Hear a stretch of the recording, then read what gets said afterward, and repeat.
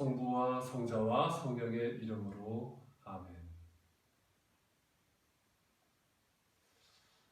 먼저 마태복음 5장 3절에서 4절 말씀을 함께 듣겠습니다. 마음이 가난한 사람은 행복하다. 하늘나라가 그들의 것이다. 2000년 전에 예수께서 살았던 시대와 지금은 많은 차이가 있습니다. 그렇지만 주님의 말씀은 시공간을 초월하여 우리에게 깊은 감동 감화를 주십니다. 다만 말씀을 듣는 사람들의 관계 속에 뿌리 내리고 자라기 때문에 사회적 관계가 다르면 그 결실도 각각 다를 수밖에 없지요. 그래서 하느님의 말씀은 참되고 생명을 주시지만 율법의 지배를 받는 우리들의 조건을 생각하지 않을 수 없습니다. 성경은 육과 영이 다르고 땅과 하늘 그리고 빛과 어둠을 서로 다르게 구분합니다. 모두 하느님의 말씀을 깨우치기 위한 것인데 상대적인 단어를 사용하는 것이죠. 마찬가지로 마음은 우리의 오감으로 느낄 수 있는 보고, 듣고, 맛을 보고, 만질 수 있고 이런 것처럼 그런 물질과는 구분이 되는 것이죠. 가난도 소유하지 않은 것을 말하죠. 그래서 가난은 소유와 구분이 됩니다. 성경에 물질에 대한 탐욕으로 가득 찬 마음, 그것을 악한 마음이라고 합니다. 물질은 하느님께서 창조하신 것이고 피조물로부터 우리가 모든 것을 얻고 있기 때문이지요. 그래서 개인이 사적으로 독점할 수 없습니다.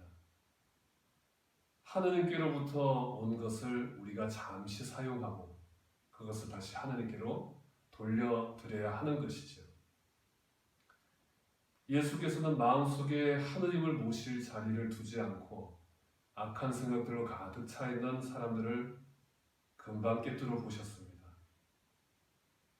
마태복음 23장 25절에서 28절에는 착취와 탐욕, 위선과 불법으로 가득 찬 바리사이와 율법학자들을 예수님께서는 지적하셨습니다. 마르코복음 7장 20절에서 23절에는 악한 생각들이 무엇인지를 알려주었습니다.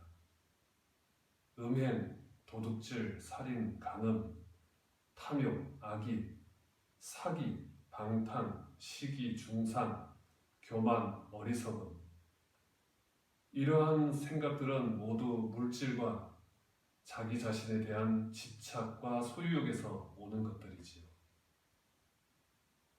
마음이 가난하다는 것은 악한 생각이 없는 상태인데 그것이 오로지 만물의 모든 것이 하느님께서 창조하셨음을 믿고 고백할 때 우리에게 주시는 마음입니다. 그래서 집착과 소유욕을 버리고 나눔과 순환의 삶을 사는 것, 그것이 바로 마음이 가난한 사람은 행복하다, 하늘나라가 그들의 것이다 라는 말씀의 참된 의미가 아니겠습니까? 내가 오늘 사용하고 버리는 쓰레기, 하느님께서 창조하신 피조물로부터 얻은 것이었습니다. 하느님의 마음과 형상을 닮은 피조물, 하느님께서 보시니 좋았다고 하시며 축복하신 거룩한 존재들이지요. 그런데 우리는 함부로 사용하고 함부로 버립니다. 돈으로 물건을 사고 필요 없어지면 버리기를 반복하는 우리 소비 중심적인 생활이 자연 피조물을 병들게 하고 더 나아가서는 죽음으로 내몰고 있습니다.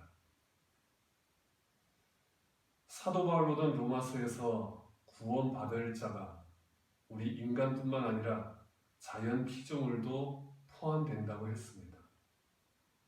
로마서 8장 21절의 말씀을 한번 보겠습니다. 피조물에게도 멸망의 사슬에서 풀려나서 하느님의 자녀들인 우리는 영광스러운 자유에 참여할 날이 올 것입니다. 그렇습니다. 모든 피조물이 오늘날까지 다 함께 신음하고 진통을 겪고 있다고 했습니다. 그리고 피조물뿐만 아니라 성령을 받은 우리 자신도 바로 해방될 날을 고대하면서 속으로 신음하고 있다고 했습니다. 피조물도 고통을 받고 우리도 고통을 받고 있습니다.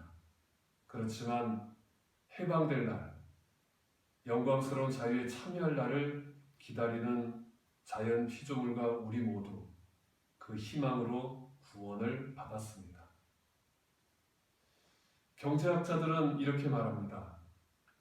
국내 총 생산량, GDP, 이것은 소비량과 함께 측정을 하는데 한 나라가 소유한 재화를 의미하고 또 이 GDP가 높으면 잘 사는 나라, 적으면 못 사는 나라로 평가하곤 합니다. 하지만 여기에는 행복을 드러내는 지표는 없습니다. 경제 성장을 하면 행복할 거라는 주장이 한동안은 지지를 받았지만 지금 우리나라를 비롯해서 세계 경제 대국들은 국민의 행복 지수와 점점 멀어지고 있습니다. 이러한 비판을 바탕으로 영국 신경제재단이 2006년 도입한 지구 행복 지수라는 것이 있습니다. 여기에는 삶의 행복 지표, 그리고 환경 오염 지표, 기대 지수 등을 반영했다고 합니다.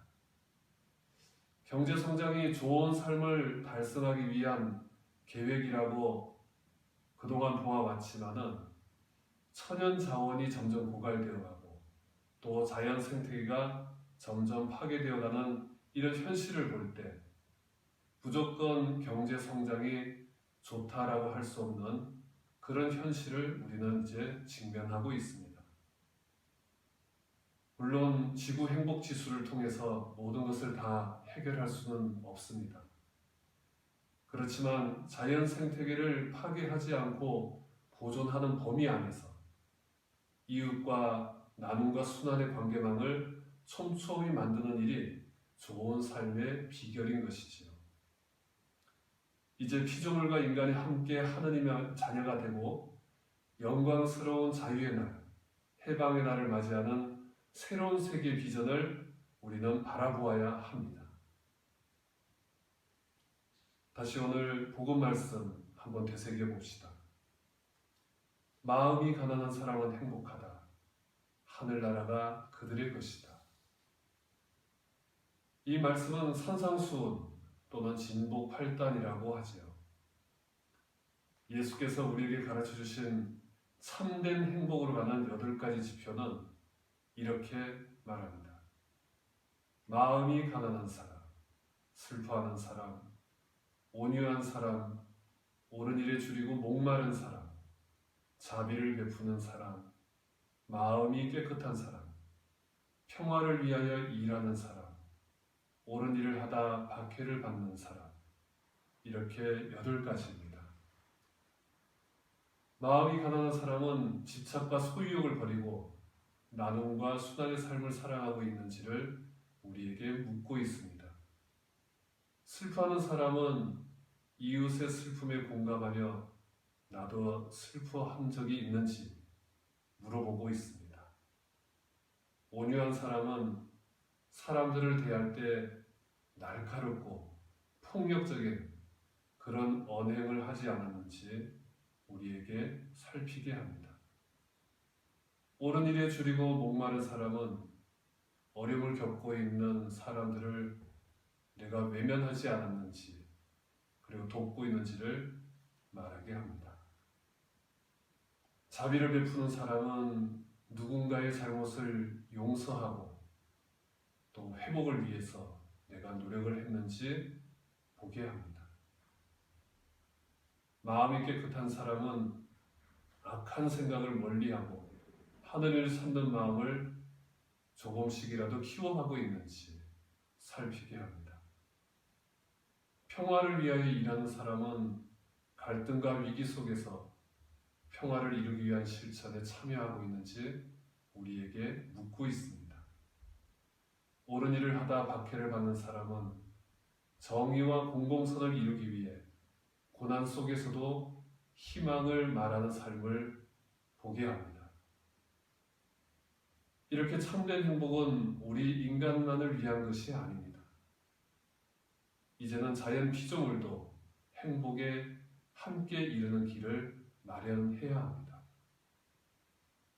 자연 피조물의 아픔에 슬퍼하고 자연 피조물의 폭력을 가하는 것을 멈추고 존중하는 태도를 가지며 인간과 자연의 올바른 관계를 갈망하며 약육강식의 자연 질서를 새로운 관계로 회복하게 하는 것, 그리고 피조물을 이용하려는 악한 생각을 버리고 갈등과 위기가 발생할 때마다 평화로운 해결을 위해 노력해야 한다는 것, 자연 피조물과 함께 공공선을 이룰 때 고난을 극복하는 연대의 희망을 바라볼 수 있도록 하느님의 은총을 간구해야 하겠습니다. 이처럼 예수께서 말씀하신 8가지 참된 행복, 진복 8단은 하느님 나라의 시금석이며 기쁨의 원천입니다. 지금 우리 그리스도인들에게 하느님께서 애타게 요청하고 있습니다. 물질의 소유욕과 집착의 악한 생각들을 버리고 자연 피조물과 함께 해방되는 하느님 나라에 들어가자고 말씀하십니다.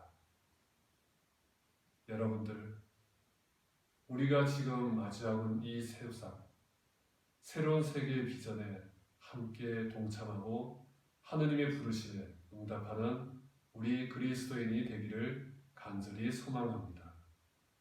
성부와 성자와 성령의 이름으로 말씀드렸습니다.